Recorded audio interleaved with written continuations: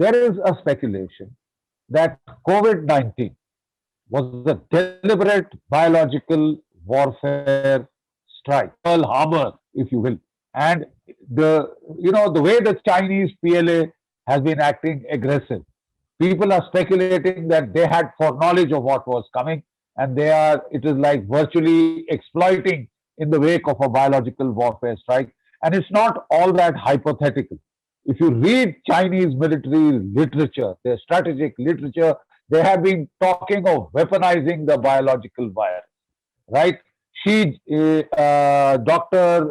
Shi Zhengli, she wrote 4 papers on weaponizing this virus, adding the SARS hook molecule onto the bat coronavirus.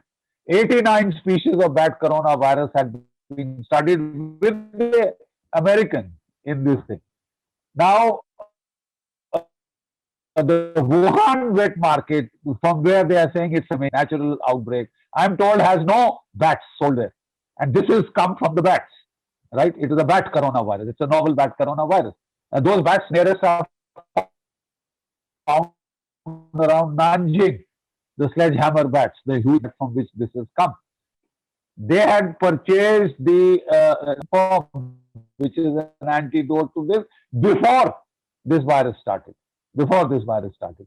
How is it that, New York, 12,000 kilometers away, was affected, Italy, Europe, and India were affected, but Beijing and Shanghai, 1,800 kilometers respectively, remained absolutely safe? You think there is some truth or there is some credibility to the conjecture that this was made in the Wuhan Institute of Virology, that it leaked either accidentally or deliberately? Can I have your views, because you were there on the ground?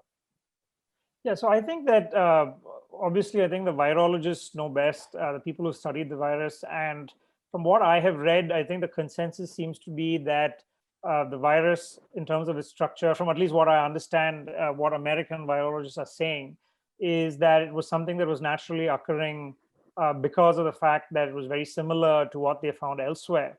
And the only reason why I think that they were not prepared is that even though it seems a long time ago, we still don't know how bad the situation was in Wuhan. And from my own recollection of what happened in December and January, and I highly recommend to you all the diary, Wuhan Diary by Fang Fang, who wrote a first-hand account, which is now out in English, of living through the chaos of the first month.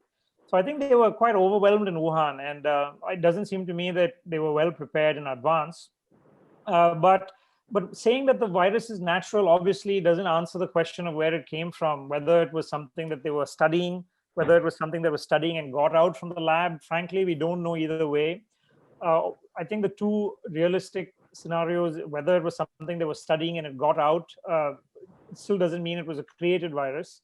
That is something we don't know. That will only be answered if they find an intermediate, as they did with SARS-1, where it was a civet cat.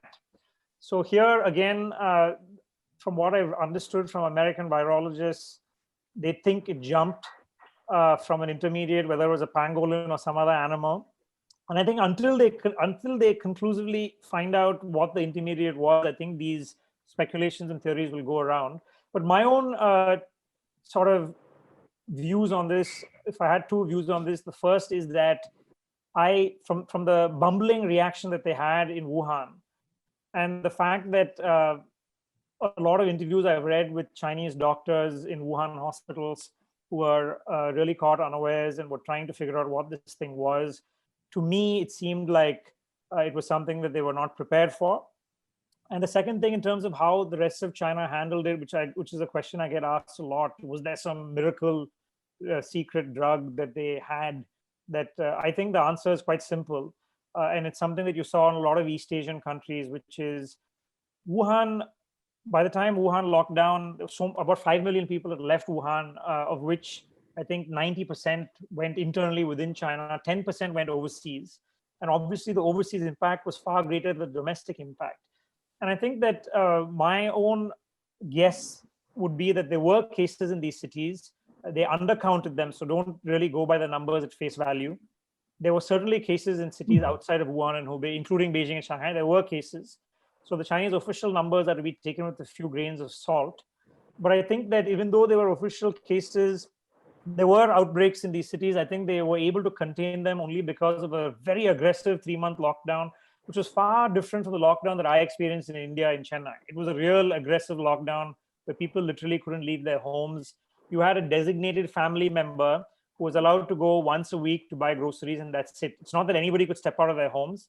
The homes and residential communities were being policed by volunteers. So I think that the lockdown for 2-3 months is the real reason. The fact that they locked down very well, they had an excellent contact tracing program. I think we were quite overwhelmed by April and May. I don't think, where I am in Chennai, frankly, there's been very poor contact tracing. We've always been behind the virus. But I think what China, Taiwan, Hong Kong, South Korea did to a large degree was lockdown, trace, test, and that's how they did it. I don't think there was any sort of magic bullet. So that's my reading of it anyway. Chapter 10 is when you're talking about Doklam and Galwan, from Doklam to Galwan. At the end of one of the ninth chapter, you speak about this Western Theater commander. The Western Theater Command comes out with a statement which says that the aim at Doklam was to get India to capitulate without fighting. So it kind of reminded me of this line from the Bruce Lee film Enter the Dragon, the art of fighting without fighting.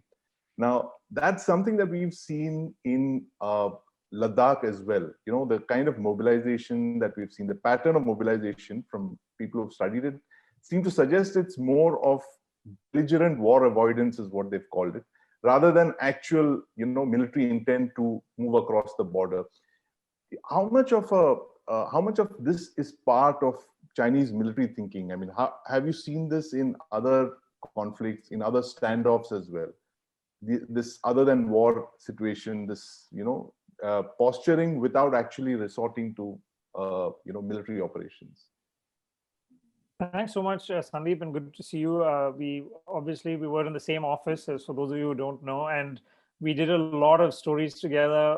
Sandeep obviously is, I think, one of India's best defense reporters by a mile, and he's been reporting on India's defense issues for a really long time, and he's someone I always turn to for advice and wisdom. And he and I collaborated on a lot of stories for India Today, especially during the Doklam crisis, and I quote him in the book as well. But I think that it's a really good question, and you're absolutely right that is the intent. And I think that perhaps the clearest example of that has been how they've dealt with the South China Sea, in terms of, it's quite remarkable the way in which they've changed the status quo in the South China Sea without a bullet being fired. And countries have been able to do very little about it. This has been through the so-called sort of construction of islands, which they have subsequently militarized in many different ways.